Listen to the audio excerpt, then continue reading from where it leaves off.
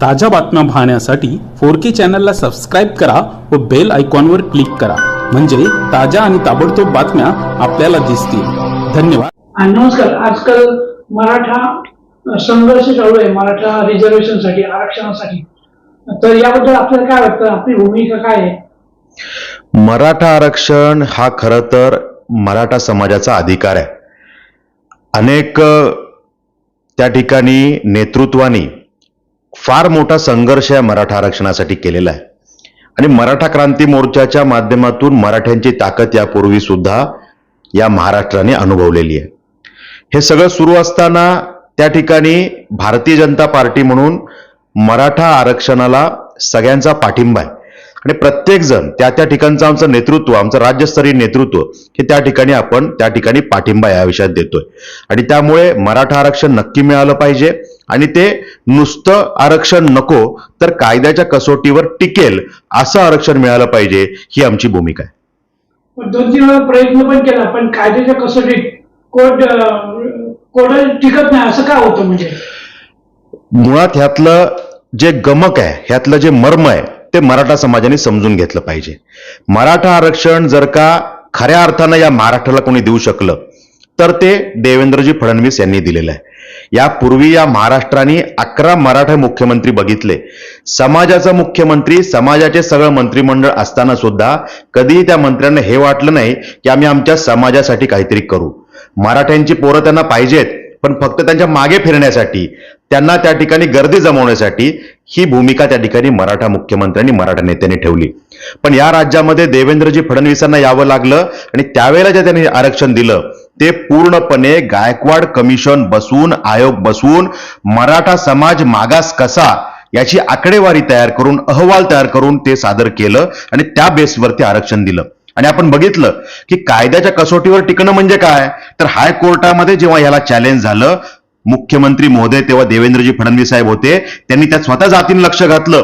उद्या जर का कोर्टामध्ये हिअरिंग आहे तर त्या ठिकाणी वकिलांनी काय मांडलं पाहिजे याच्या ट्रायल, डेमो त्या ठिकाणी हिअरिंग्स व्हायच्या आणि त्यामध्ये काय उद्या मांडलं पाहिजे हे वकिलांकडनं वधवून त्या ठिकाणी मुख्यमंत्री महोदय देवेंद्रजी फडणवीस साहेब घ्यायचे. आणि त्याचा परिणाम काय झाला, तर हायकोर्टामध्ये ते आरक्षण टिकलं.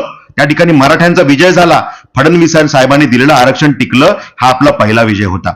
त्यानंतर काही त्या ठिकाणी दुष्कृत्य करणारी मंडळी असतात, त्यांना कायम निगेटिव्ह काहीतरी पाहिजे असतं. त्यांनी सुप्रीम कोर्टामध्ये ह्याला चॅलेंज केलं आणि सुप्रीम कोर्टामध्ये जेव्हा चॅलेंज झालं तेव्हा सुद्धा फडणवीस साहेबांचं सरकार होतं आणि त्यामुळे तिथे जेव्हा केस सुरू झाली त्या मराठा आरक्षणाला त्या ठिकाणी फडणवीस साहेबांनी स्टे मिळवू दिला नाही, स्थगिती नाही मिळाली.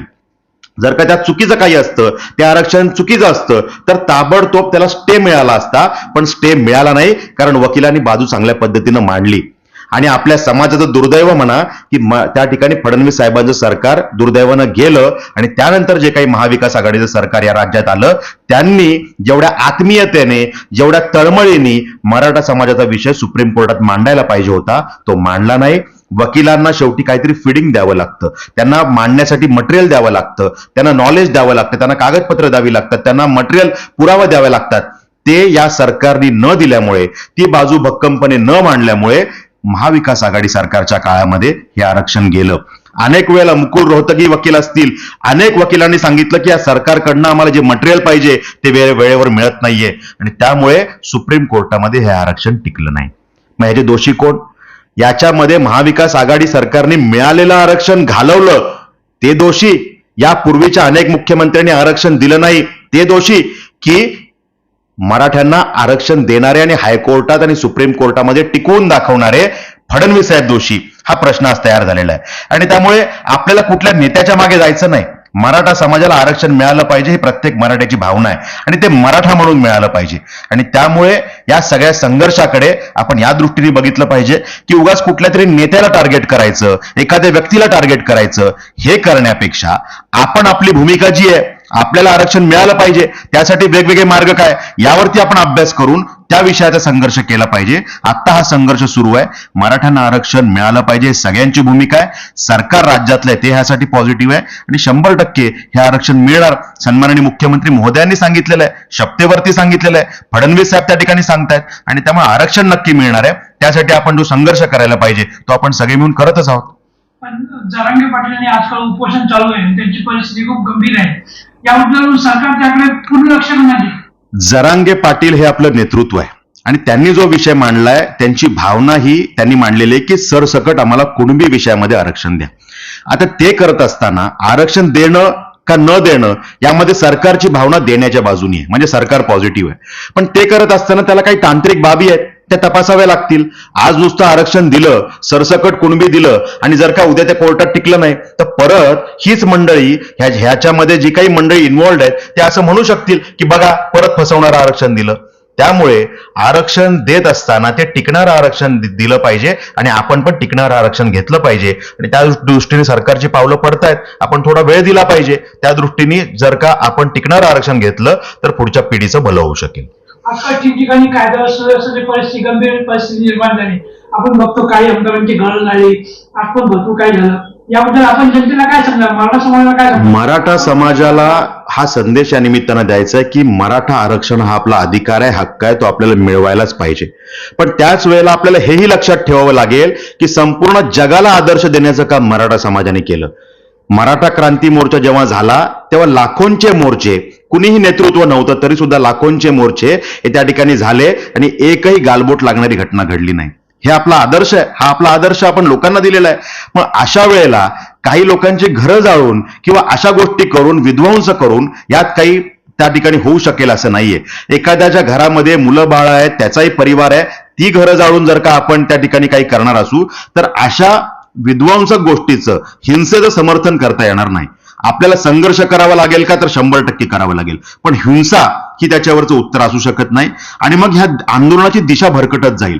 आज आपण चांगल्या पद्धतीनं आपल्या विषय मांडलेले आहेत, आज सरकार या विषयात पॉझिटिव्ह झालेलं आहे. पण जर का उद्या कायदा सुव्यवस्थेचा प्रश्न तयार झाला आणि जर का कुणाच्या जीवावरती हे आंदोलन यायला लागलं तर मात्र हे आंदोलन भरकटत जाईल आणि जे यश आपल्याला दिसतंय, नजरेसमोर आलं, डोळ्यासमोर आलंय, ते कुठेतरी आपल्यापासून दूर निघून जाईल. आणि हे का होईल तर काही मुठभर मंडळी हिंसेचं समर्थन करतायत आणि हिंसा करून त्या ठिकाणी काही गोष्टी करण्याचा प्रयत्न करतायत.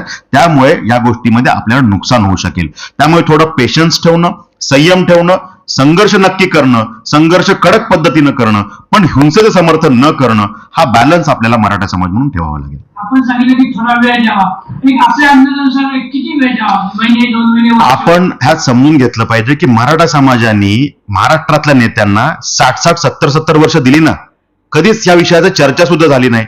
आदरणीय शरद पवार साहेब मुख्यमंत्री होते, आदरणीय पृथ्वीराज चव्हाण मुख्यमंत्री होते हल्लीच्या काळातले, मी पूर्वीची तर नावं घेतच नाही, पण त्यांनी कधी मराठ्यांच्या तोंडाला आयुष्यभर पानच पुसली ना. मग एवढा काळ मराठा समाज जर थांबला आणि आता जर का फडणवीस साहेब असतील, एकनाथ शिंदे असतील, ते जर का टिकणारं आरक्षण द्यायच्या गोष्टी करत असतील तर आपण थोडी वाट बघितली पाहिजे. यातला मार्ग काय आहे त्याच्यावरती तज्ज्ञांनी त्या ठिकाणी विचारमंथन केलं पाहिजे. याच्यावरचा मार्ग जर आहे की जो विषय सुप्रीम कोर्टामध्ये त्या ठिकाणी नाकारला गेला, त्यामध्ये सुप्रीम कोर्टाने असं म्हटलंय की ज्या त्रुटी तुमच्या आरक्षणाच्या विषयामध्ये आहेत त्या त्रुटी तुम्ही दूर करा आणि तुमचं आरक्षण घेऊन जा. मग त्या विषयामध्ये ऑलरेडी आपल्या सरकारने क्युरेटिव्ह पिटिशन दाखल केलेली आहे. त्या क्युरेटिव्ह पिटिशन मध्ये आपलं मत मांडून त्रुटी जर का दूर केल्या तर हे मराठ्यांचं आरक्षण मराठा म्हणून आपल्याला मिळू शकतं. मराठा आहोत आणि मराठा म्हणून जर आरक्षण मिळालं तर त्याला आपण प्राथमिकता दिली पाहिजे.